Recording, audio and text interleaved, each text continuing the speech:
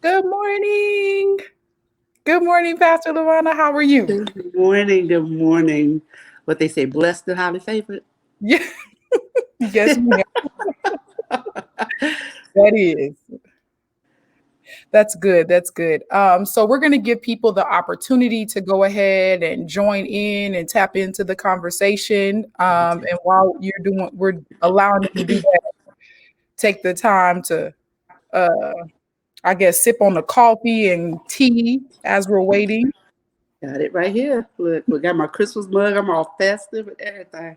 Very seasonal. Very Very seasonal, yes.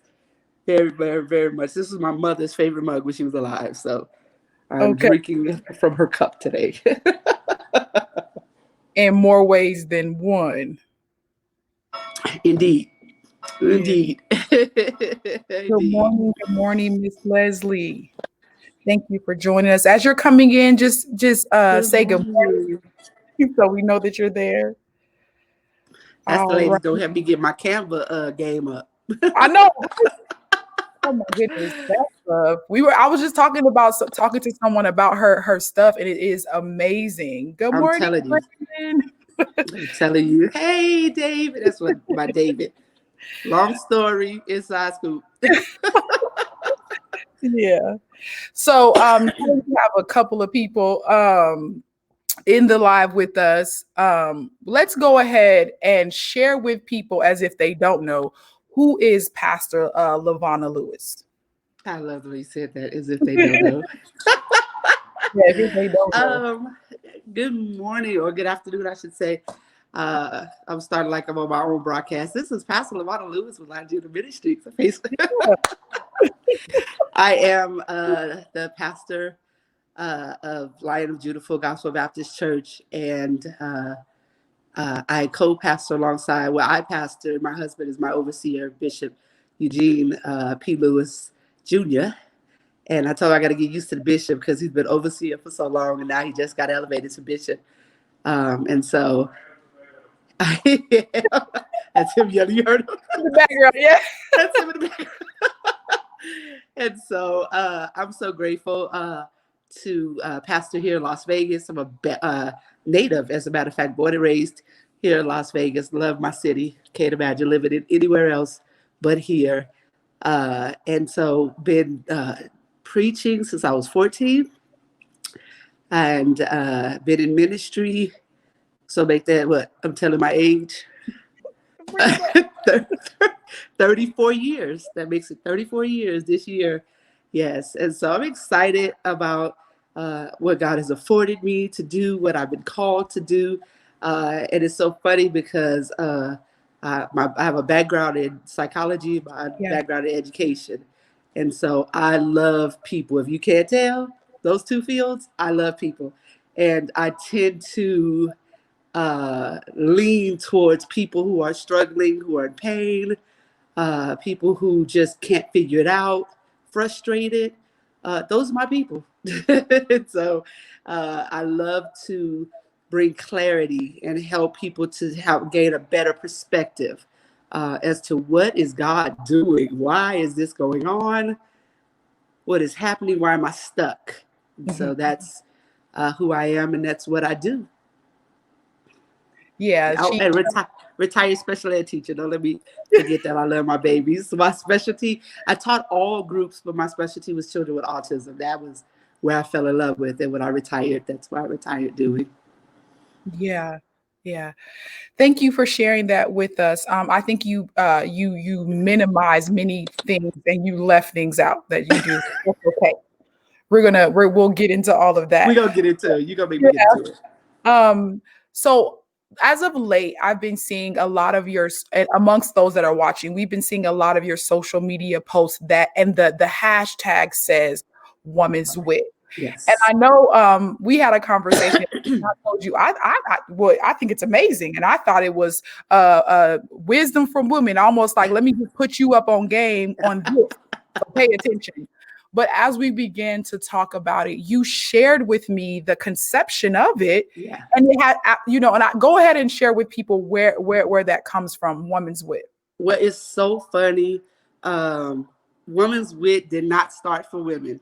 So Yeah. that was, she was birthed out of something different. Now she's grown up. You know how you have a baby and look one way and starts to look another way. So she's looking different now.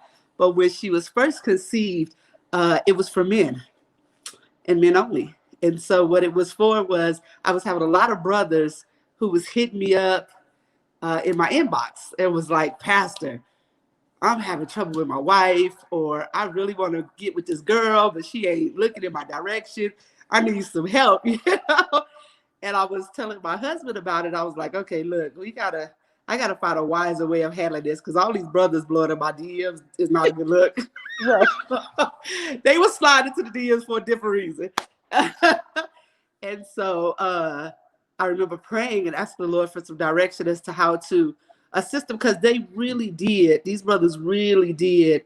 They were stuck with women. They just did not know how to figure these women out. You know, Mhm. why is my wife cutting up like this? Why is she doing this? Why does she get mad at me Yeah. for this? And so I remember the Holy Spirit saying, they need some women's wit. And I was like, hmm. So I started saying, all right, well, I can deal, because a lot of the brothers was having the same questions. So I was like, all right, well, let me put them up on game publicly. So, because Yeah. if they have these questions, I'm sure other men do too. And so I started putting up, hey, fellas, if your wife is this how you want to handle it. And then I would hashtag it women's wit. And then, like I said, as she began to grow, women were getting on there like, hey, man, tell them, Pastor, say it Absolutely. again. And then the Lord began to give me stuff like, well, look, since y'all amen to me, tell the brothers so hard, let me tell y'all something. Yeah. And that's how it kind of curved around and went to where I'm so pro relationship. I'm a relationship coach as well. So Mhm. that's another branch to my tree. Any kind of relationships, loving ones, parent, child, siblings, all types of relationships, friendships. I think that that's how God created us, to be in a relationship. We're never meant to be alone and to ourselves, um, and an island. And so, any way I can kind of help facilitate a greater relationship, a healthier relationship, I'm all for it. And so, when I was seeing these brothers wanting to know how to handle and deal with and talk to and better love their wives and women, of course I'm gonna help. And then when sisters were growing from it, I'm like, and I mean, don't get me wrong, I love my brothers, but I'm so pro woman.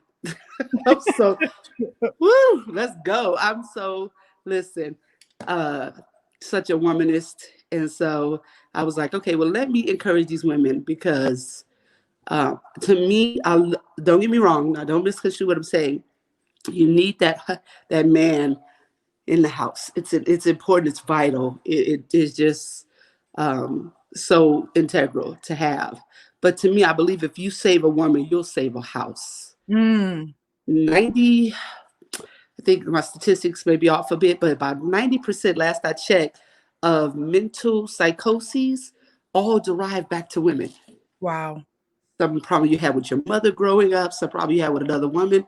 I mean, honestly, so if we can save a woman and get her mind right, come on, she could be there for her husband, her children, and our community, our nation. You see who our VP is. Come on. And Mhm. so, I'm just, let's work on a woman's mind. So a woman's wit then changed over to me building women and empowering women in their mind to do what they got to do. Simply put. Absolutely. Yeah, like I said, that thank you for sharing that part of it with us. It's really it's funny how that started out and what it's really amazing what it's evolved into. Um what so with women's wit, how what are some areas that you have found have been pretty consistent with the current state of the world that we're in and some of the issues that women are facing, and you've been able to utilize women's wit to be a tool of encouragement and insight for women. Well, listen, my whole mantra is I borrow from a famous theologian, Karl Barth. I have a Bible in one hand and a newspaper in another, and that's how I preach. So I try to tailor the ministry I'm doing, whether it is behind the camera, whether it is one on one, to what is currently going on. And what I've been noticing, um, I mean, we all see again. You got to go back to the who our current VP is. Her run as president at first, and now to become VP, and to achieve that gave women so much encouragement. At the same time, women are still feeling the pangs of years, centuries of oppression, the pain. We're still feeling 2016's election from when we thought a woman was going to become president and didn't. Women are feeling the pressure in their homes, the pressure to succeed.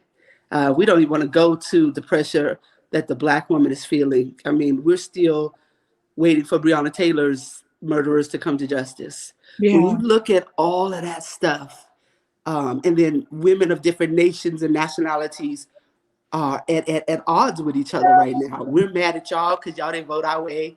We're mad at y'all because you don't see where we're coming from. And so Women's Wit um, has taken a stance in a place where we're trying to help women to clear their mind of all it is clatter, is what I like to call it. The talks and the this and the that. I don't know. Well, you're probably too young. Again, I'm dating myself. But there used to be this commercials come on called Calgon for Calgon, and Calgon was like a Okay, yeah. bath salt that you would Mhm, put, and it was supposed to be, the caption was Calgon, take me away. mhm, And what Women's Wit strives to be in this season is a Calgon. mm, It's hope. I'm hoping that the words of wisdom that God gives me for women will some kind of way take them away from all the clatter and the clamor and the chatter, all the excess distractions that comes to pull them away from who they are meant to be. Like, yeah, who are you meant to be outside of Billy's mom or Jaquisha's mom or Bob's wife? Who are you meant to be in this society, past all your pain, past all your hurt, past the molestation, past the mm, divorce, past all that other stuff. So that's in this season with so much going on and women having their hands in so many things. Women's Wit, like I said, is just hoping to be some type of a Calgon where I could give you a word of wisdom that will speak to what you're going through at that moment and just give you a moment of pause where you sit back and go, "Oh wow, so is that what's going on? And that is that how I should handle it?" I've had women come to me so many times, privately off to the side, and even in comments, and say, "Wow, Pastor, that's you spoke to exactly what I've been going through. That was exactly what I was feeling. You said it just right." And it's not me, of course, it's the Holy Spirit who knows. But again, if I can just be a bit of a Calgon for you, if I can just give you a virtual, if I can just give you a, gosh, an ethereal moment of where you can just feel like you laid back for a minute, where you yeah, didn't have to be so on, where you didn't have to be so ready, where you didn't have to be so at the, in the moment and going, as a mother and a wife, you just, and as, someone who's working a business and in the community or things that we have, it feels like we always have to be on yep, at mhm, any given minute. When is the time that we can just breathe, just relax, mhm, just be in the moment, mhm, just a second to tell God, thank you. If Women's Wit can give you a word that would cause you to just breathe for a minute, we've done our job. mhm. That's the goal. That's good. So let's deal specifically with different topics. So as it relates to marriage, what is some women's wit that you would give to wives and even to husbands in that matter, because clearly they are reaching out um, Clearly, yeah. on how to navigate marriage. For wives first, my first thing is you're his peace. You're his peace. Give him a vacation that causes him not to even have to leave home. Mm, Be his vacation. He is dealing with, and I know I can hear the women saying, all right, well, I'm dealing with so much too. You just said it. I get it. Yes, I know. But we're dealing with him. Okay. He's dealing with work. He's dealing with the struggle of being a husband and a father. He's dealing with some stuff. All right.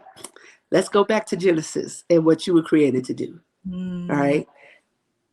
Adam was all alone with God, had God's total attention, God's total mind, had a job, did all he needed to do, right? Yet still was not complete. And the Lord saw this and said, it's not good for man to be alone. Let me make him someone. Didn't give him another rhinoceros, didn't give him an elephant, didn't give him a bear. Took from his side and gave him another him. Mm. And her job was to keep him in fellowship with God. I want to encourage women, that's your job, to keep him in fellowship with God. Be his peace. He don't need to come home from dealing with all the mess he done dealt with, especially a man of color, and come home to you fussing about what just went on, what you got going. Okay? He don't need you to add that. Be his peace. Because I promise, if you become his peace, he'll be your strength. And that's what I'm noticing in relationships that she needs somebody to just be strong. Trust me, women are strong. Trust me. But she needs somebody like when she just needs to just lay back. He can say, I got this. Yeah. Don't even worry about it. Don't even sweat it. The most comforting thing my husband could ever tell me is, it's going to be all right. Because you know why? I trust he knows it's going to be all right. So my thing in relationships and in marriage is be his peace. Speak words of affirmation to him. Don't speak what you see. Speak what you want. All That's right? good. So if you see him acting cutting up, you don't speak to that. If you want a man to do more of what you like, tell him I like when you do that. Rather than why you don't take me out no more? Why you don't buy me stuff? Rephrase that. You know what I really like what you do? I love when you buy me flowers. I love when we go on date nights. Do that. Because one thing about a man is, baby, he likes to rise to the challenge.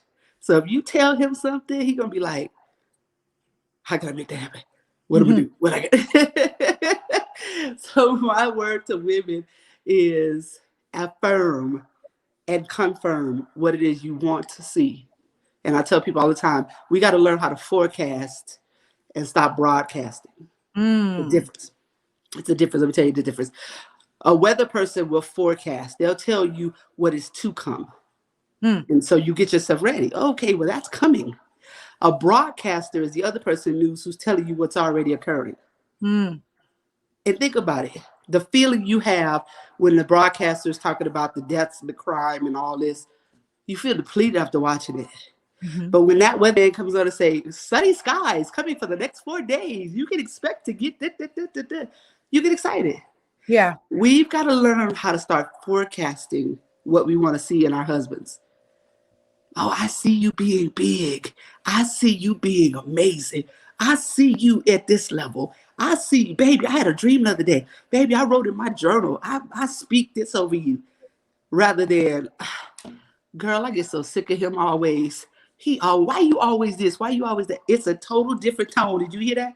Yeah. Even you could feel the difference in me saying what I forecast him being versus in what I see him doing, what I Yeah. broadcast him doing. It's a difference. Yeah. That's good. That's good. So women's wit as it relates to friendships and Yes. relationships. So can you speak a little bit to that and extra Yes. something? Yeah. My mother used to tell me all the time, especially in regards to friendships. She used to tell me, no one can take care of a woman better than another woman. Mm. I grew up in such. We had men around. Don't get me wrong. Listen, Gaston men, y'all, you know some Gaston men now. Gaston men can take care of their women, honey. Listen. So it wasn't that, but I grew up with such a communal body of women. My mother, grandmother, great grandmother, aunts, who would literally get together and go on trips together. Just the Mm. women. They would leave the children and the husbands, bye, hi, and they would go on and spend time together because they understood how important it was for the sisterhood. Women's wit for friendship is be the friend you want her to be to you. Simply put, simply put, be that friend. You don't want nobody talking about you, don't talk about her. You don't want nobody betraying you, don't betray her. Be the friend you want her to be. Even if she isn't, look, check this. Can I challenge you? Even if she ain't being that friend, still be the woman. You know why? I tell people all the time, I love you not because of you. Mm, I love you because the God in me. That way, if you flip up on me, I don't change. You can change. I don't need to because I'm going to be consistent in my love because God is consistent in his. that's good. We learn how to have that kind of sisterhood with each other. And oh, this is another thing. Be understanding that there are some times your girl is not going to tell you what she's going through, but she'll show Mm, you. She'll show you. So mhm. sometimes we get women, we take it so personal. So when a woman start acting funny or moving strange, these are words, phrases we like to use. Absolutely, yeah. What we don't recognize is could it be something going on that you don't know that she's trying to deal with? Absolutely. And it's not personal. It has nothing to do with you. But she acting funny. She don't call me like she used to. She don't this, she don't that. No, no, no. Take the time to go in prayer and say, why is she cutting up? Why is she? This is not her. And Mhm. let the Lord talk to you and uh and show you, listen, this is what's going on. This is what's happening with her and give you insight. The best friend you could ever be is an insightful friend. That's good. Yeah. Mhm, Yeah, mhm, somebody who can call you and be like, listen, you ain't got to tell me what it is, but I know something's up and I'm praying. mhm. Can you imagine the release and the pressure that would come off of you if Ab someone called you and said that? I was talking to you just last night, and you were telling me how inboxes of people who didn't quite know what was going on with you, but noticed something. absolutely. And my thing to you was, how blessed are you to have a tribe like that? Mhm. How blessed are you when people can see that and speak to it? So that's my thing.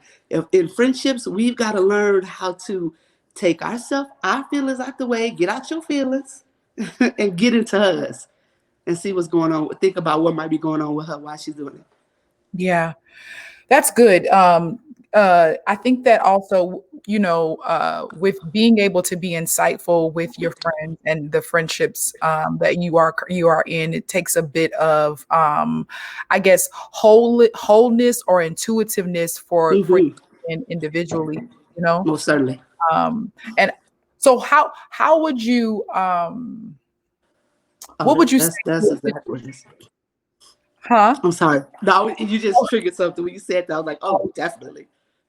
How in situations to where, many maybe you and the other person, or you and your friends may be going through things simultaneously. Mm-hmm. I think that it's important to, again, like you said, step out of your feelings and get into hers. Mm-hmm. For some people, that sounds very self-explanatory, but what does that look like? How does one do that? That's a good question because what you said about it takes a certain amount of wholeness to do that. It kind of does. Yeah, it does. But it takes more of a selflessness. It takes Mm, more of a understanding we're communal. Okay, so imagine we're dominoes, somebody set up. I understand the importance of not letting you fall. Because if you fall, you're gonna make all the rest of us, and that's what we get domino effect from. And so um, it comes from a part of course, knowing your position in the friendship, mm, knowing who you are, and remember, not change. Remember, I love because of God in me. That's another thing. If I love according to how you do, that's I one of the things that I can't get with, and I just pray for people who use it all the time is this matching energies thing. yeah. Child, listen. I match your energy. I give you, you give to me, I'm gonna give back to you. And that sounds good on paper, but it doesn't match. Because imagine if all these people coming at you with negative energies and you matching their energies, Wow. baby, what do you have left for you and what you got to do? You don't. I'm good. I'm good. And more times than not, that people say that kind of stuff, they're not. And you're Yeah. showing me you're not. Yeah. It takes you understanding that her being good is going to ensure me to be better. Hmm. That's what it takes. Honestly, I say it's selfless, but it kind of is a little selfish. I Hmm. need you to be good, Victoria. Hmm. I need you well Yeah. because your success impedes mine. I Hmm. mean, we're already talking about things that we're going to do. If I hadn't invested some time in you last year, the year before, think about it. Yeah. And we Yeah. think of we don't look into it in those lines as to I gotta build my sister up because and that was another thing my mother used to tell me all the time. You never know what somebody may mean to your life down the line. That's good. So invest if the Lord brought them into your bubble, so to speak. It's for a reason. Yeah. And I believe in investing in people's soundness, if that makes sense. I invest in your soundness. Listen, baby, I may not get it back right away, and it may not even come directly to me. It may be you helping a cousin of mine. It may be you helping somebody down the line. It may be you helping this person. And we're only what? We're less than 6 degrees of separation from each other. It'll come back. Yeah. So the thing is making sure that person is sound. And then prayerfully, somebody's making sure you're sound. Absolutely. And then we can communally make this thing happen. And I honestly think that that's God's idea. I Hmm. really think that's the God idea, is that I push you, you push this one, you push that one, and then we're all supporting each other, and nobody's left out. No woman left behind. Yeah. It's so much that is popping into my head as you were talking, but I was thinking about just like a lot of the defense mechanisms that people perpetuate when they're hurting. Yes. And I can only speak for me, but it's a place of this year has been a place of growth for me in that area. And Mm-hmm. I spoke a little bit about it last night in that I mishandled so many people Mm-hmm. because I wasn't in a healed place. I wasn't Right, right. space. So when we talk about checking in and making sure each other's well, it's impossible for you to do that in my experiences when you're not well. You don't even know how to recognize Mm-mm. why you're behaving the way that you are behaving, Right. let alone be concerned about someone else. So I True. think that's really spot on with what you're saying. That's why we can't take that. That's why we can't take it so personally that, you don't ever text me no more. You don't call me. You don't post on my page. I remember used to get so irritated because it seemed like I was always, posting wonderful, things on people's pages and saying all this wonderfulness and all that. And I wasn't getting that love back, it seemed as Mm, though, until the Lord had to remind me that are you doing it so that people can give back to you? What's your motive? that's it. Yeah, what's your motive? And so then I had to go, ooh, okay. So if they never do, because you just like you just said, you don't even know that people's mind is connecting the dots like yours are. Because you're thinking, well, if I did it, you should do it. Again, back to matching energies. If I do this, you should do that. And you don't know what people are dealing with, how people's minds think. Our minds are all mapped so differently, Victoria. I'm telling you, until I have had so many conversations with women about where I was coming from, and they go, "Oh, I didn't even. Oh no, that Mhm. wasn't even my intentions, or that wasn't even my motives." And then I go, "Oh," and so the devil is in the details, or the Mhm. lack thereof, with friendships are concerned. And so, what the enemy loves to do is cause confusion and have you thinking I think one way, and me think you think one way, and neither one of us was thinking that way at all. And now he's come in and successfully Hmm. separated a union that could have been a blessing to other people, because you don't even realize that other people are watching your friendships. Other people like, people watching our marriage, they got that's power couple right there. But you understand that other people watch your friendships too. That's good. Yeah. And so you don't know how you being together in collaboration with someone else, how that blesses other people to see it. Yeah, it's very true. In that people they are watching everything you do. But your ability, what I'm learning, your ability to handle someone well speaks, in my opinion, Volumes, yeah. directly to, where you are, how you respect yourself. Yes. There's so many layers to it, that fall under the category of your woman's wit, which is ultimately, the way I see it, just wisdom, and how you maneuver through life. So this is really good.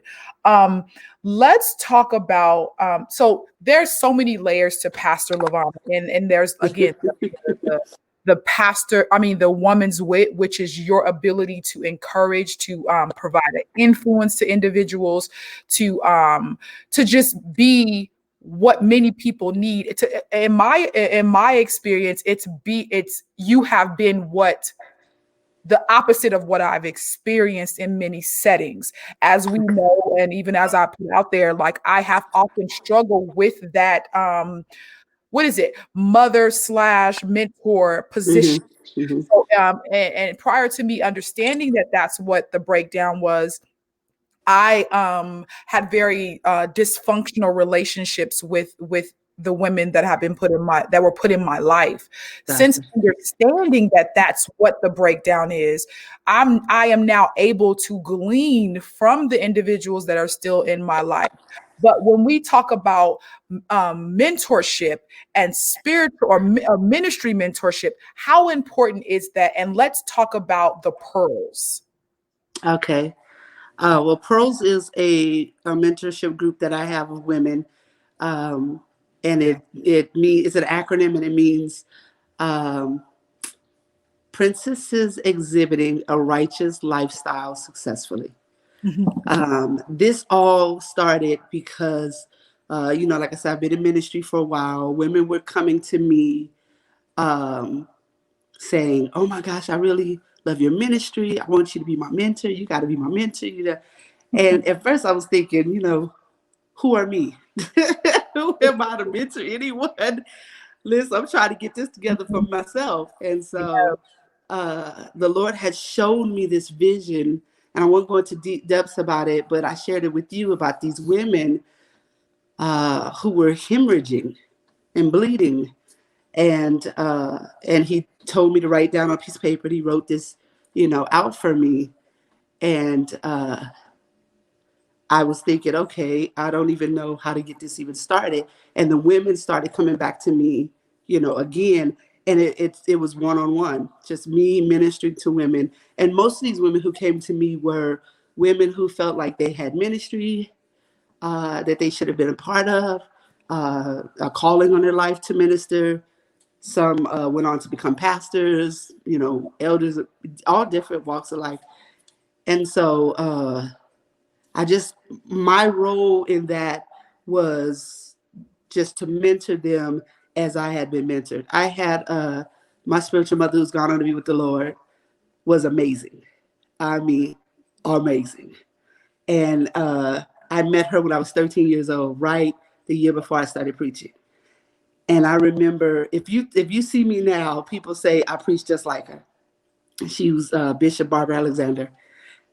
And so my goal was to be for them what she was for me, Mhm. which was accountability partner, um, tools and tips on what to do, how to deal with adversity. Because let me tell you this, I know what kind of preacher you are by how you deal with your adversity, not your good times. Don't tell me about what happened when it was wonderful. You went to a church and preached and everything was lovely. You got this wonderful offering. I want to know about the times that it was struggle that people didn't even. I've had times where I told you about where I've gone to churches that I was the guest preacher and they didn't even recognize me. I sat in the audience until it was time. Until the pastor noticed I wasn't in the pulpit. What did he call me up? Well, your ushers wouldn't let me. I never forget doing a funeral. Had to do a funeral. Uh, and ushers would let me in. And I was like, but Hmm. I'm the pastor. And they're calling for me, and I'm going, I'm supposed to be up there. And they're like holding me back. So Pearls is me sharing my experiences so you don't have to go through that, or so you'll know what to do when you go through it. And so again, these women have now become, it used to, like I said, just be a ministry. Now I have business women and they have this. I said, y'all make me sound so old because they call me Mother Pearl. So they the Lord said that we were to be the pearls that adorned his neck. So Mm. collectively, again, here I go communal. I'm huge on this. Community is big with me. Here we are. This pearl is connected to that pearl. You ever see a string of pearls? They're right on top of each other. Yeah. One is linked, and they're held together by one solid string. And that's the Lord. The Lord is the one solid thing that holds us all together. And so if I can be basically just the person who facilitates, just the jewelry maker that adds a pearl to every string, that's my job with the pearls, is to continually add the pearls to the strings, more pearls to the strings, and polish the pearls and make sure they just stay radiant because they're beautiful all by themselves. And if you Absolutely. think about even the origin of a pearl, pearls were are made in adversity. The clam has all kind of debris that gets trapped in it, and it shakes about at the bottom of the floor of the sea, and it shakes and shakes in attempts to try to expel that debris that's gotten in there, that dirt. And while it's doing that, it formulates this hard rock formation that we've come to know as beautiful pearl. Think about it. That's us. Mm. Some people have attempted to try to kick us out, get rid of us, discard us, don't want to have anything to do with us because they saw us as dirt. This sauce is not anything worth anything. And in that attempt, all of that shaking and breaking and Mm. it that hurt, that pain, it made us beautiful. And so if I could encourage these pearls to know that, honey, you are a princess exhibiting a righteous lifestyle successfully. You doing this. It may not feel like it, but you're doing it. Nobody may not ever tell you, but you're doing it. Even if you're doing it little by little, you're doing it. And if I can be of any assistance in just polishing you on up, you know, and it's simple stuff. Anything from make sure you wear a Spanx when you get up to preach because nobody wants to see all that jiggling. It may be something as simple as that. You know, we curvy. Yeah. Mhm. Yeah. To what lexicons and concordances to look at when Mm. you're breaking the word down, going into the summation of the word, understanding the names when things are mentioned in the Bible. So it can go from one get. I mean, I've had discussions with stuff you think makes no sense about make sure your wig is held down strong because when you get to move it and shake it all around, to making sure your team understands when you work the floor, if that's your thing, you lay hands and you pray, Mm. knowing that you're teaching your team to know where to be at and how to work that. So it can go the gamut of what I share. Yeah, yeah. Of how vital is mentorship in your opinion, both naturally and spiritually? It is it is the pinnacle of your success. Mentorship is. It honestly is. Mentorship, to have somebody share their time, because I tell people all the time, you're not just getting a word of advice when you talk to me. You're getting my experiences, you're getting my years of education, and you're getting what the women who put into me, their experiences, their years of education. This is not just me. This is building blocks. This is centuries long. Women who have done ministry. My great grandmother could tell me stories. She just passed this year at 90. And she could tell me stories of them ministering in the cotton fields. Mm. Women, you know. Uh, and she could tell me many stories of them singing cadences while picking cotton, Mm. ministering to all the people who were picking cotton because they were so downtrodden, and they would sing songs. And she said we didn't always like preach with a Bible. We would preach songs and Mhm. hymns, and that would lend to the encouragement. So you don't just get me, you get me and everybody that I'm standing on the shoulders of. That's And good. so when you are choosing a mentor, and I tell people all the time, you choose your mentor. So don't come to me and be mad because they said this. You chose that mentor, you know.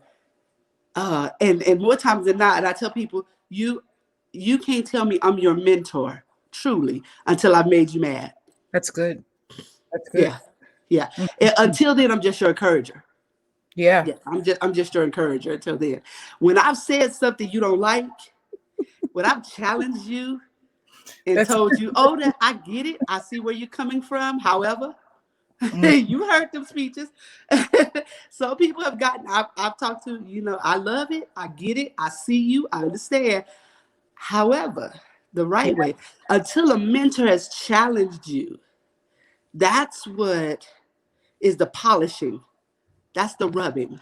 Mhm. That's the frick. We talk about polishing, but we don't understand there's friction involved in making something shiny.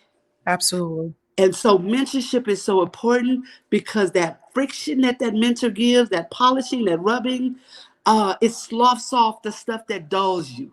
Mm. Yeah, the stuff that makes you not the full you. My job as your mentor, whoever is your mentor's job, is to polish you and get off the decay and the stuff that has felt fallen on top of you through your day. And Mhm. say, we got to get all that off because that dulls who you are. And right now, we need you brilliant in this season. Mhm. We need you bright. And so mentorship is crucial because if you're going about doing things, there's no one polishing you. There's no Yeah. one challenging you. If someone is always telling you how wonderful and great you are, Yeah. so I ain't done nothing wrong. So I'm just no. That somebody needs to be I able, and know. I say this all the time. No. Somebody got to be able to check your chief. Yeah. I'm gonna say that again. Somebody's got to be able to check your chief. And what That's I good. mean is that thing that makes you cut up, that thing that Mm. makes you act outside of yourself. Somebody got to be able to check that thing and say, that's Mhm. dulling you. That's not Mhm. making you brilliant. And there's times I talk to people who I mentor and they don't want to talk to me no more. And I get it. That's all right. I'll call you tomorrow. You'll be all right. We'll talk. And I Right. may give you a couple days. Let me give you a few Mhm. days. When you get over this, call me back. Because I promise at the end of the day, you're going to come back and say, you was right. Yeah. Yeah. And it's not even about me being right. It's about I hear what, if you trust me to mentor you, you trust that I hear God concerning you. Right. If you can't trust that the person that's supposed to be mentoring you hears God concerning you, then you Mm. need to look for another. Yeah. Why are we? Yeah. Yeah. Mhm. Mhm. Yeah. You That's you good. under you underneath the wrong leadership. Yeah. Yeah. I want to deal. It looks like Ms. Hudson said your ability to treat people well gives account to your healthiness. She also Mm, said that I agree. our lives should be a ministry. Um, I agree. so let's talk about many people think, oh, mentorship is just for people that have gone into business, or mentorship is just for people that have gone into getting ready to go into ministry. Mhm. In my experience, mentorship at a young age is what saved my life. So it wasn't just let me come here, let me mentor you in the area you're getting ready to go into. It was come here, let me help you survive. Yeah. So That's what do you good. say to the person that because and then I'm gonna say this and then I'll let you answer like because I'm seeing so much of just interesting is the word I'll use right now stuff happening on social media with posts and carrying on. And it's so funny Gotcha. because a year ago I remember a mentor that I had oftentimes he would say no go, you can go take that down because that ain't right. That's a good mentor. Yeah. Stop being so emotional all over social Yeah. media. But what I didn't realize is at that time, I was looking to feel something. There was a void there. So let Mm, me put that out there for people to see. yeah. And almost like what is the expression? Let's throw something against the wall and see, so And see those if it sticks. Yeah. so you're seeing who will gravitate to that post. But mentorship in life. Many people are calling it life coaching, but ultimately that person is your mentor. They're mentoring you on how to navigate life. How important is it to just have a mentor and or a coach in general? And is it necessary for everyone to have one? It is, it's funny you said that. It is true. Listen, I've had people stop me from being their mentors because I've DM and said, inbox said, you need to take that down. That didn't come across the way you thought it should. Mhm. And that's what a mentor is supposed to do. Again, another job a mentor is supposed to do is to help, uh, how do I say it? To help release the hemorrhaging, Wow. help to, I should say, reduce the hemorrhaging and make this not look so messy. And so to me, when people are I need the other connector to go in there. That's what I'm saying. Right? I'm sorry, my phone is about to go dead. So we have some technical difficulties we try to deal with. Okay. I thought there was a plug over there that it was into. All right, sorry about that. The to make this not look so messy. When people are posting stuff like that, I always say these are people bleeding out on the pages. Mm. And so the job of the mentor in that particular case is to be is to stop the bleed, exactly. Is Mm. to be the doctor, be the trauma physician. When you run it into ER and they see you bleeding all over the place, is to get that gauze and say, take that down, put that away, let me bandage that up, let me put this, so it make it, you're bleeding. We can't stop that bleed, okay? But I gotta put it in a way where everybody ain't seeing you bloody. Yeah. So that's the whole thing with that. The importance of having a mentor and a coach is so important because it's just like you use the word coach, what we normally would know the word coach to be, right? You look crazy going out on field talking about you getting ready to play a game and no one has ever coached you. No one has Wow. ever taught you the game. No one has ever taught you your position on the field. Check this. Because a lot of times we like to get out there and play, and then we get injured or hurt. It's because you are running back and you trying to do quarterback moves. Mm. That's not your position. You in the wrong place. Or and I like football, that's why I was using football, but I like basketball too. So check this. You are a point guard, and you out there, you playing or whatever, but it's too many men on the court. You were Mm. supposed to be on the bench and you try to play. A coach would be saying, sit down. A coach will help you go, you're injured. You're on the injured list. You're not even supposed to be playing right now. My God, listen, that's a big part, and that's a huge thing. Your coach can tell you when it's time for you to play and when it's time for you to sit down. Mhm. My mentor now had to let me know that this was my rest and preparation time. Mhm. Mhm. She had to tell me that because I was out there trying to, come on, let's go. Throw me the ball, put me in, coach. And she had to tell me, listen, not now, daughter. This is it. Your season. You're not in this. So the importance of having a coach and a mentor is so vital because they can see parts of the field you can't see. They can see the different positions. The coach's job is to know every position on the team. Your job is only to understand yours and in relation to the other positions.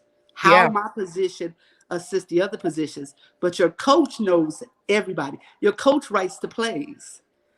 And so when we're dealing with mentorship and coaching, what we want to understand is they have an insight we're not privy to. And so and that's okay. That's okay. The problem is everybody want to be that coach nowadays. I'm just gonna be I'm sorry. real. I keep thinking about our conversation that we had about Yeah. that's true. Yeah. Everybody want to be a coach. Everybody want to be a mentor. And you haven't sat down and been coached yourself. You haven't been mentored yourself. If you look at all the coaches are ex-players. If you think about it, Mhm. Mhm. right? Mhm. So they understand what it's like to be in that position. but you don't know what it's like to be in theirs. Mhm, mhm. And so the Bible said that we ought to do well with those who have rule over us, to make it easy for them. I Yeah. know what it's like to be that player. You don't know what it's like to be this coach. Not Wow. yet. But if Mhm. you keep under tutelage and you keep and be humble and do what you got to do. Listen, can I quote for the prophet Lamar that say, sit down, be humble? Yeah, I'm sorry. I see you privy to me. You Oh, understand perfect. you Yeah, know how I totally. roll. Yeah, yeah. It's good though. So with that, because I'm listening to you, and much of what you're saying, it sounds very familiar to what many describes as the pastoralship. Now, are Could be. mentorship and pastoralship the same? That's a good question. And can you They have both? they could be like my husband and I were talking the other day. Mhm. Every cookie is a cracker, but every cracker ain't a cookie. Mm.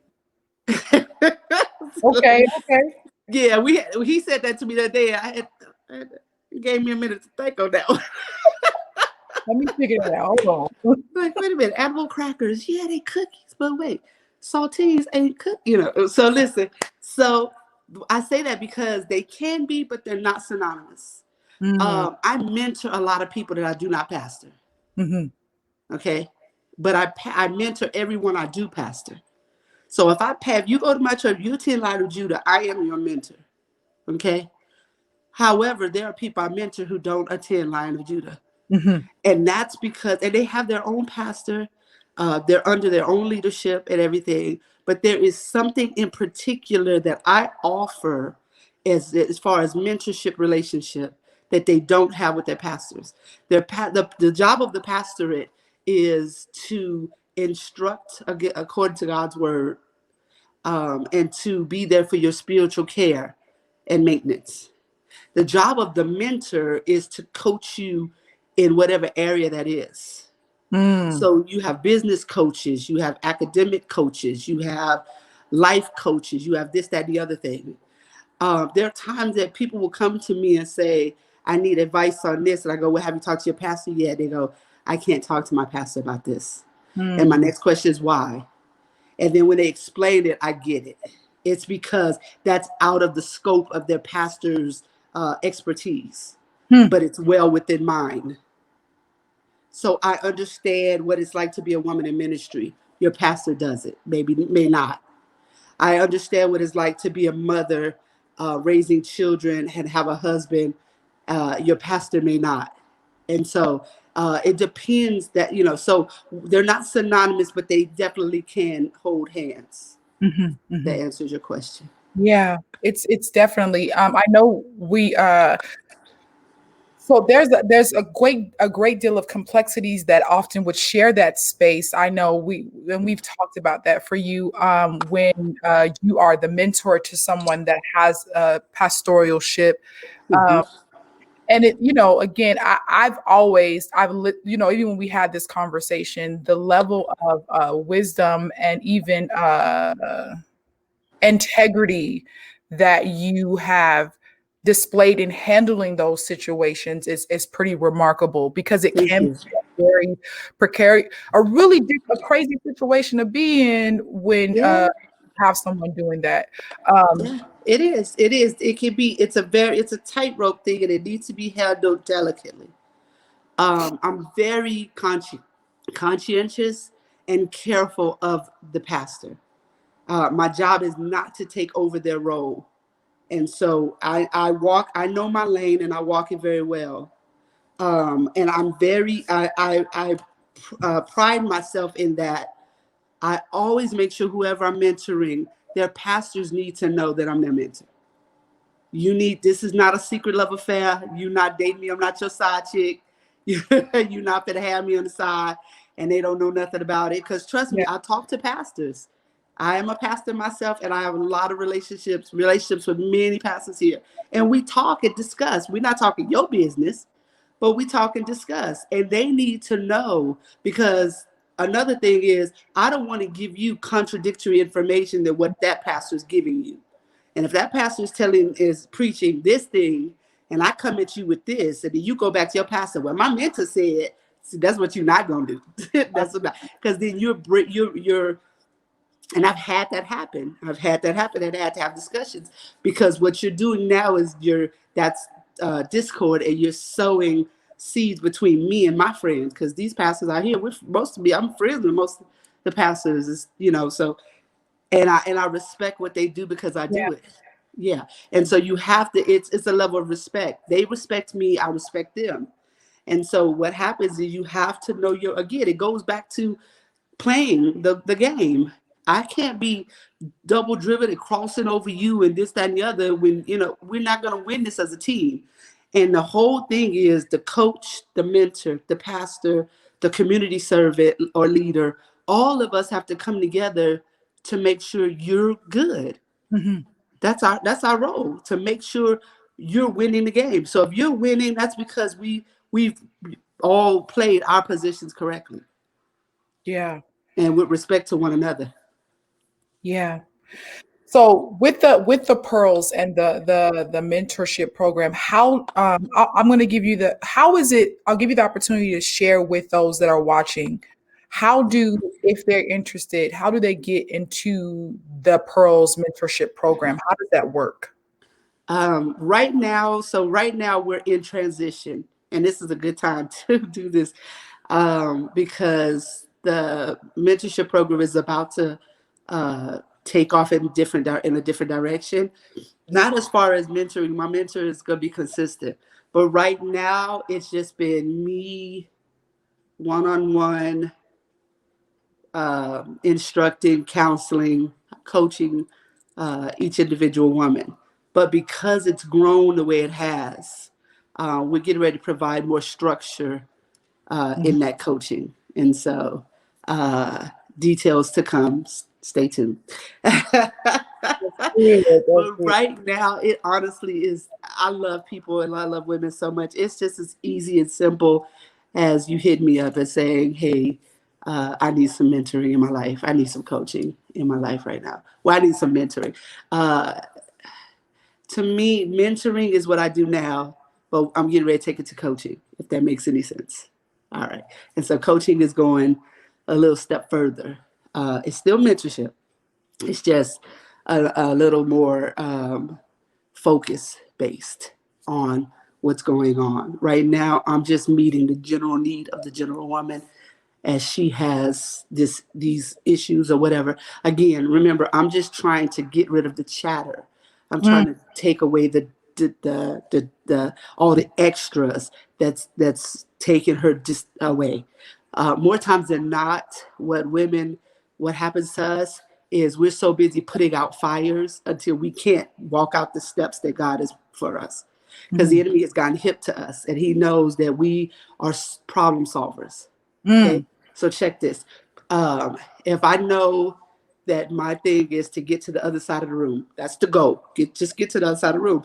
You think, oh, well, that's simple. I mean, I can walk, so I'm just gonna walk to the other side of the room, right? Yeah. And then here, the 1 year old baby who's trying to learn how to walk falls. Yeah, I know. yeah. Yeah. Uh-huh. So what your first inclination You to pick run up. over there and get it? Uh-huh. Mhm. And then husband calls from upstairs. Babe, I need you to come here. Mhm. Uh-huh. Then you gonna run up there. And then downstairs you hear a crash in the kitchen. And before you know it, you're tired, you're exhausted, you're worn, and you're sitting on the couch trying to catch your breath, and Mm. you've never made it across The to the room. other side of the room. You've totally forgotten that was even the goal now, because you had so many little fires that you've had that's distracted, the phone call, this.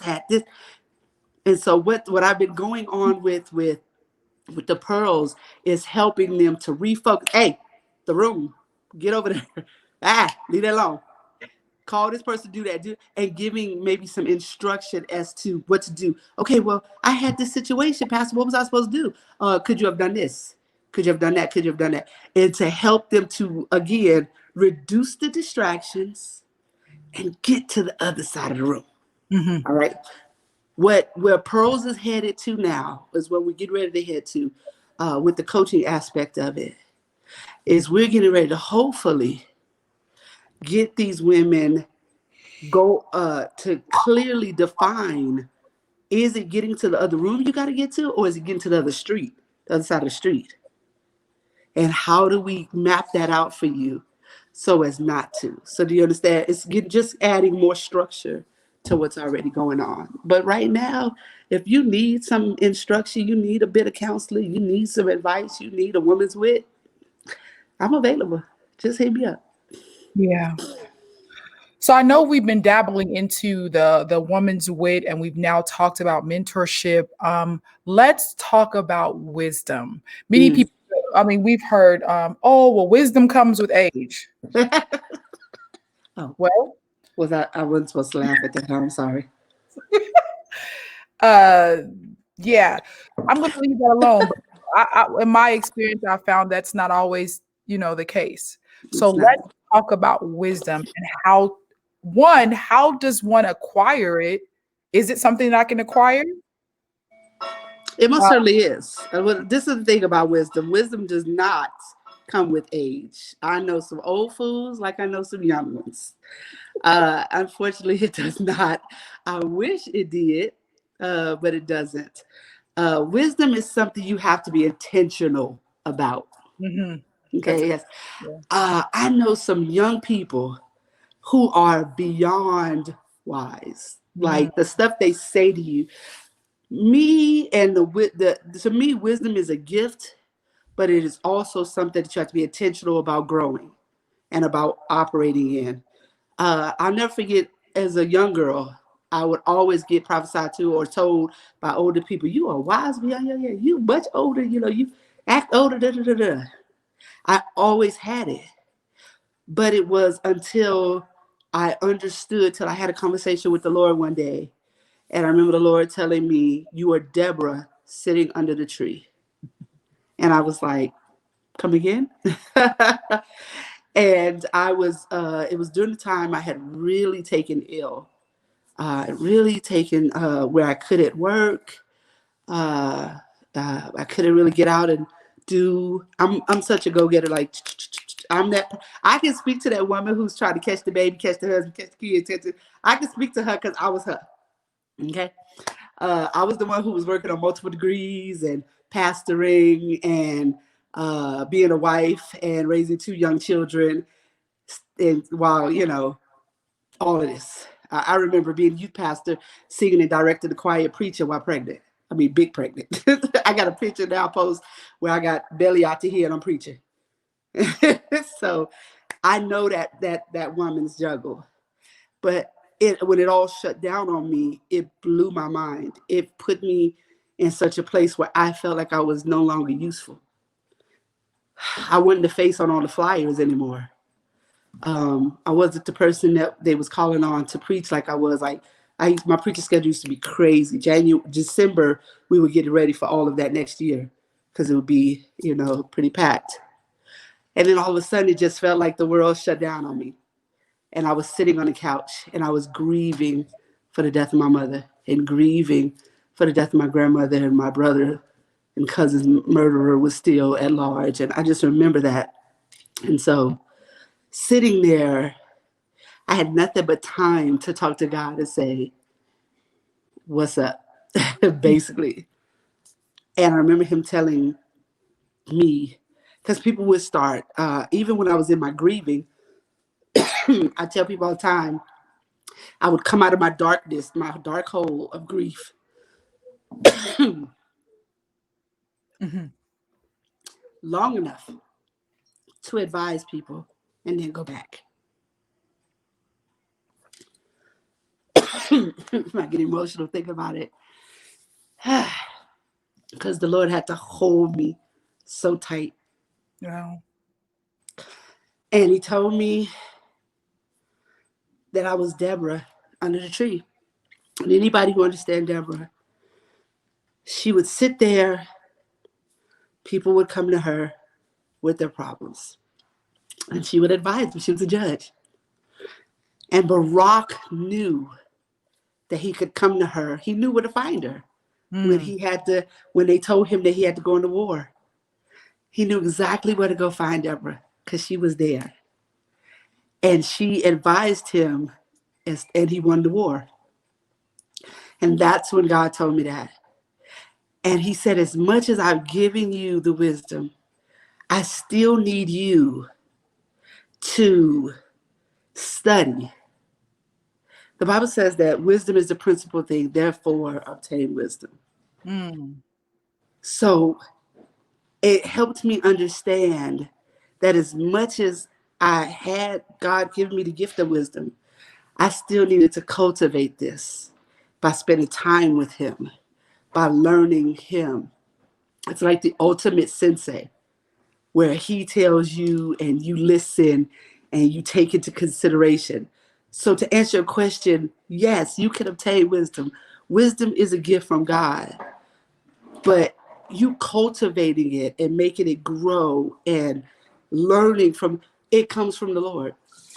It comes from there are times that I'll sit in meetings or sit in different areas, whether it be, whatever I'm involved in, and the Lord will just say, watch, mm. watch.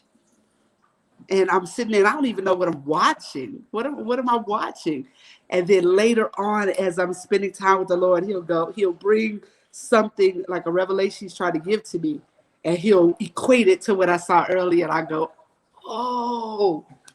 So sometimes wisdom is just simply watching, observing, taking into consideration what it is that you're seeing, what it is that God is trying to say.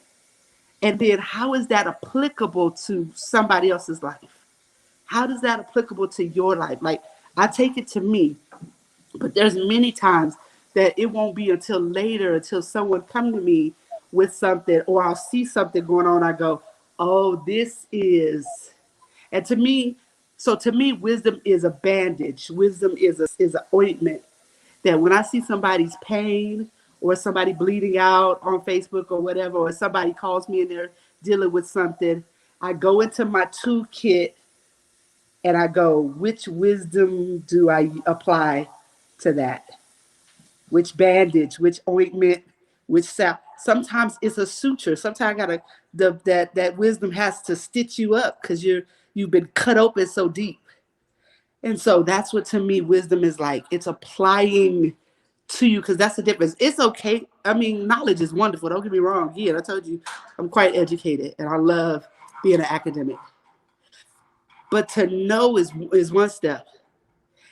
To know how to apply what I know to heal somebody to me is wisdom. Yeah. If I'm in a place and I'm confused and everything is going on around me and I can't get clarity, I can't focus, and somebody can come to me and say, this is my situation. And then God say, use this tip, use that, use what I told you the other day. Remember we talked about this? Remember? It's spending time with the Lord and letting Him deposit stuff that even at the time He's depositing makes absolutely no sense. Mhm.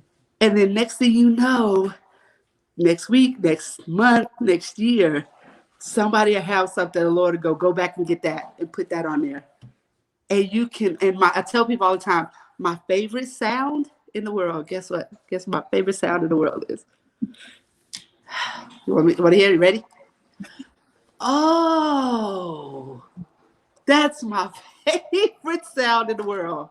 Because that is release and Mhm. release. That's somebody getting a revelation. Oh, so that's how and you know that person now is better than when you talk to them me first. So to me, wisdom is the principal thing.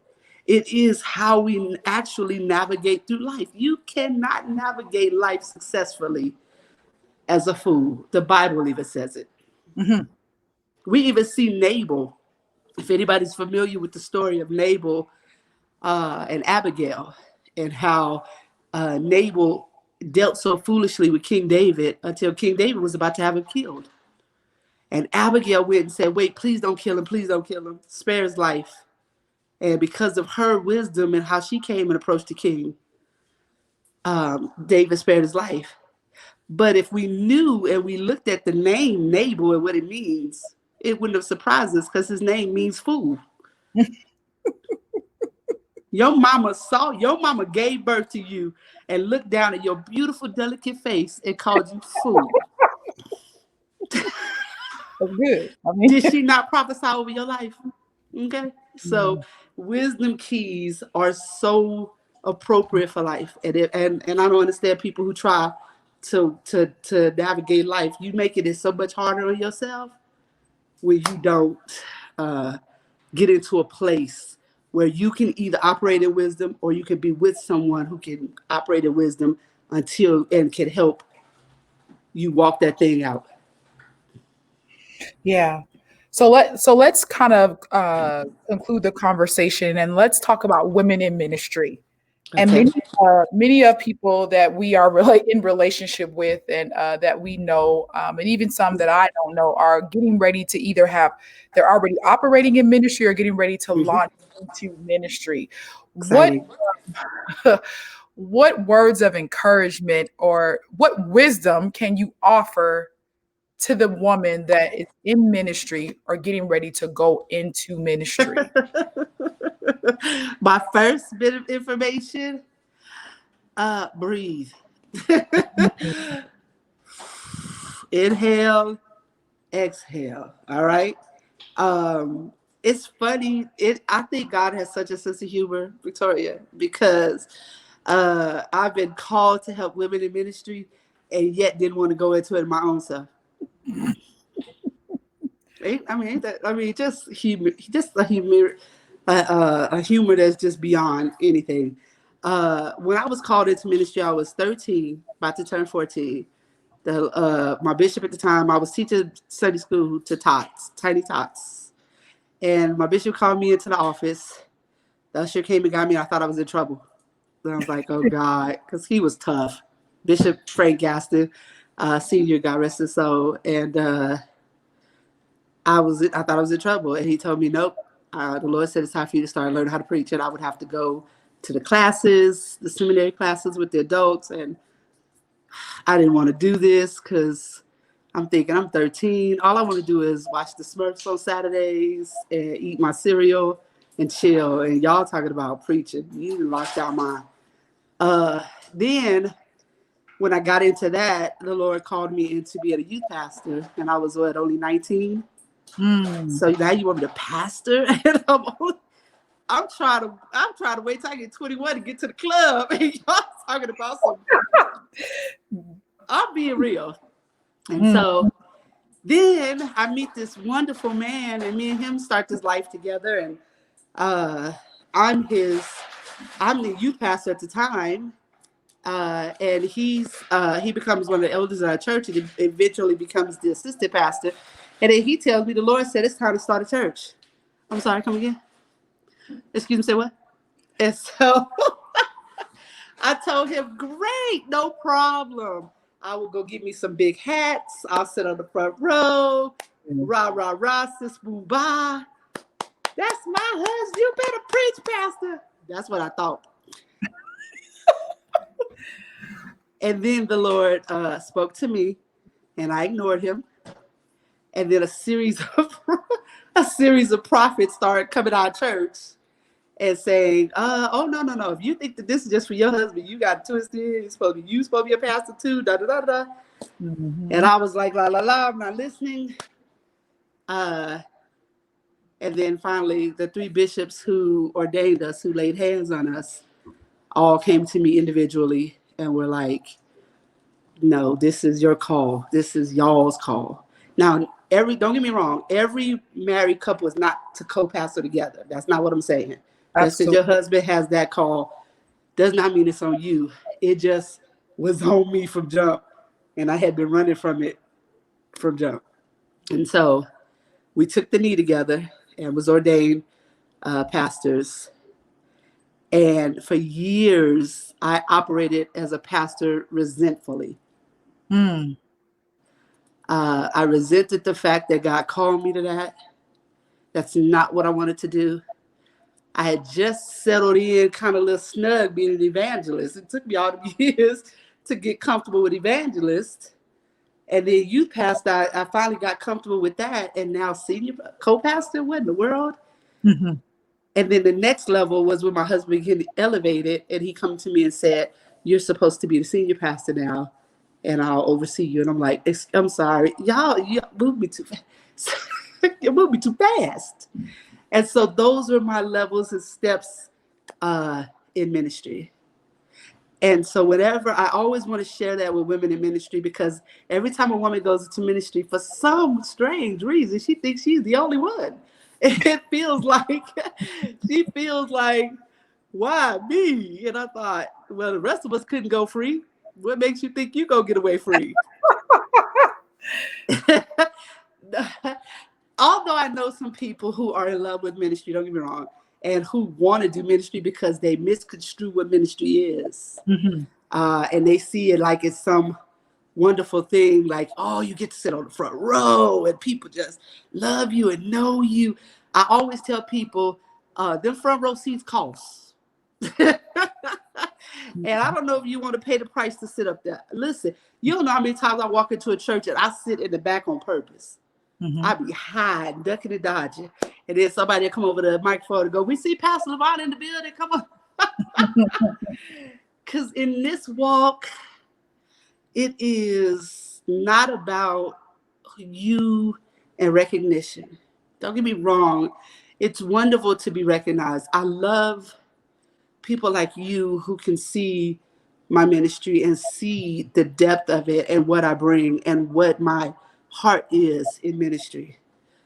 But when we take it and we think that it's about us and we forget who the real star of the show is, we get it twisted and we'll run into some trouble. For women who are entering ministry, first of all, I want to say thank you for accepting the call and welcome to the fold. This is a walk unlike anything you've ever done. It's different than motherhood, but it's like motherhood because you kind of, I feel like you they mama. you they try to, but let me put it this way: they try to put you in the place of being their mama. It feels like no one, like your whole base of friendships is about to go away because you're going to be afraid they may not be able to relate to you anymore, or they're going to feel like it they can't. Because I have still so many friends who be like, "Oh, good pastor. Okay, that's the pastor now. I can't say what I say before to her because she the pastor now, you know." And who would try to treat you a little different. My thing is, this is the number one piece of advice. Write it down. Okay. You do not stop being who you are because you become pastor added to your name. Mm. Okay. People trip because they think they get a lobotomy when they become a pastor. The Lord does not take away your personality when He added the call. Because believe it or not, the call was on you the time you got into this world. You're just now ready. Like when Jesus became 12 and He told His mama when they came to find Him in the temple, "I'm just doing what I was called to do. I'm here doing the work of who sent me." He had gotten to the age. You've just now come to the age where it's time for you to do it. But Mhm. it's been on you your whole life. If you think about it, that's how come you couldn't do the certain stuff you wanted to do. Wow. And it's because it's the reason why you did do some of the stuff you did Yeah. was to prepare you for this. Do not try to be anybody else. Keep your personality. I am who I am, pastor or not. I am Pastor Lavana Gaston Lewis, whether I am sitting on the front row, whether I'm in the pulpit, or whether I'm in the back of that last row with all the people talking about everybody else that's at the pulpit. Yeah. I am who she is meant to be. So do not lose your personality. Don't become the next best thing. I remember my first few years, I was trying to be Juanita Bynum so hard till Mm. I really still owe her some royalty checks for biting on her style sometimes. Mhm. But when I settled into who I was supposed to be, that's when I began to flourish as a person and as a pastor. And I learned to respect me as Pastor Lavana. It took me so long to respect me as Pastor Lavana. I'm not any better than anybody. I tell people in my church all the time, Bishop and I are not the pastors because we're better than y'all. We're the pastors because the Lord said, you're the ones I want over this flock. Mm. That's it. That's simply it. We're working out some stuff. Y'all working out some stuff. We're gonna be honest with y'all. Y'all be honest with us. And we gonna all work this thing together. We try to equip them. And this is another thing I'm telling y'all, equip your people to know that word like y'all know it. Mm-hmm. To be able to fight like y'all fight. That way, if the enemy ever tries to come capture y'all, the leaders, your people can come get you. But if you make yourself so set apart from the people, think about it. In Vietnam War, I'll never forget hearing this story where they said that all the people who were higher rank that were with the soldiers walking, they took all their badges and everything off, so there could be nothing that would distinguish them from the other troops. They would take off any bars, any stripes, anything, because they knew that they said the Viet Cong knew if you capture the leaders, then you would capture the people because they would try to come get the leaders and you could set up a trap and you got everybody. Mm-hmm. Okay? Don't necessarily distinguish yourself from the people. You should smell like the sheep because you are with them. You're amongst them. Don't try to put yourself up so high that you are. Don't be intimidated because you're a woman. Your fallopian tubes did not, get you out of this job. You still got a work to do, no matter what. And do not, don't think about yourself how other people think about you. Mm. Because trust me, as a woman, you would think 2020, we've come so far, and we got a VP that's a woman, and there's a huge faction now who I just heard the other day are just supporting the VP presidential candidate and are just sent her a congratulatory thing, but still don't believe in women preachers. Make that make sense. Mm. Okay? So we're still fighting that same struggle. There's still the biggest army in this world, which to me is the army of the Lord, is still discounting a huge percentage of their soldiers simply because of genitalia. That makes absolutely no sense because I'm a woman. And so I want to encourage women that when the Lord sees us, even though he sees our womanhood, he still calls us sons. You still got a work to do. And there is no getting out of this. Be encouraged. Know that God sees everything. Know that even when hubby get tired and he got to run off somewhere, you still got your work to do. And if you're single and pastoring, child, that's a whole nother something. That's good. That's I good. love it.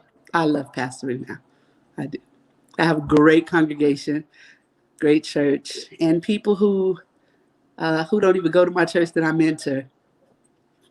I love y'all. I do. Y'all make me strive to be bigger and better and greater and more educated. Look, I'm about to go finish up this doctorate, so I'll be Dr. Gaston Lewis soon. So It's good. It's good. So I want to thank you for the opportunity and the privilege of sitting with me today, and to share your heart about ministry and people and wisdom. thank you. So much that, even within this time that we've been on, it's so much that you can give to so many, and Thank you. don't even have enough time to do that. Um, but I'm grateful for the opportunity. And I'm always grateful for the wisdom. Many times Thank you. poured into me things again that I didn't even know I needed to hear, and to see things that I am completely oblivious to, and I'm grateful for that. Thank Our you. relationship is one that I could have never imagined, and I'm grateful. So thank you to everyone that watched, Thank those of you you. that have commented. I pray, like in every conversation, that there's something that you have learned that will Yes. make you better, encourage you. Pastor, I'll give you that opportunity to do some closing remarks before we go. I just want to tell people to stay tuned to your Minute to Win It. Mhm, Minute to Win It is my, it's just what it is. It's my minute of wisdom. It's a wisdom nugget, I should say, that I try to give you to apply to your life in a minute, in about a minute. And so I come on, and if you see anything that I say on social media, anything I post, that blesses you, share it, like it and share it. Comment. I love conversation. mhm. Comment. Don't be afraid to talk to me and say what you got to say. And again, wisdom is the principal thing. Connect with someone who is wise, someone Mhm, who understands how to navigate life with wisely, whether that be relationships, whether that be relationship with the Lord, business, the academics, whatever the situation is. Life, it can be tumultuous. Life is challenging, and we're not here for a long time, but we're here to do what the Lord called us here to do. And so, ain't nobody got time, if you can allow me to just be ebonically speaking, ain't nobody got time for no foolishness. We need to focus, and you can have a good time in life when you're wise. Wisdom provides a good life for you. All right. And so I'm grateful to have had some time on here with you all. And of course, to be with you, Victoria, to talk to you. It's a blessing for me to see it into you. I just think that you're amazing, and the things that you're doing and that are going to do is just, it's changing our community one video at a time, one interview at a time, one discussion at a time. I told you, I tell my, when I describe my husband to you, I was go, oh, my producer. Oh, my producer, my producer. And so I'm grateful. I'm grateful to have Women's Wit, uh, and that it could be of a blessing. If it is, let me know. Listen, pastors need encouragement too. Sometimes, listen, that we sit and just go, and I do this for what? And so whenever we can have someone seed into us, and I'm not just talking about October with its clergy appreciation, but I mean just if you got somebody who is investing in you, trust me, while they're trying to navigate life themselves, you Yeah, want to appreciate that. You yeah, you want to appreciate that. So be wise in all your dealings and all your doings, and understand that that you can be in a relationship with somebody and not be always in close proximity, that's good. not always talking, not always kicking it, not always being at everything. You can still sometimes breaking away from some folks is good for you and them. It's healthy. All right. So we want to maintain healthy mental, a healthy mental as well as a healthy spiritual and a healthy physical. All right. So if it's anything that any of us could do, that I can do, especially as far as prayer or a wisdom nugget or some provide some clarity of your perspective, I'm available. Okay. So thank you everybody for watching. Until next time, you guys take care, be safe, and be blessed. Thank you.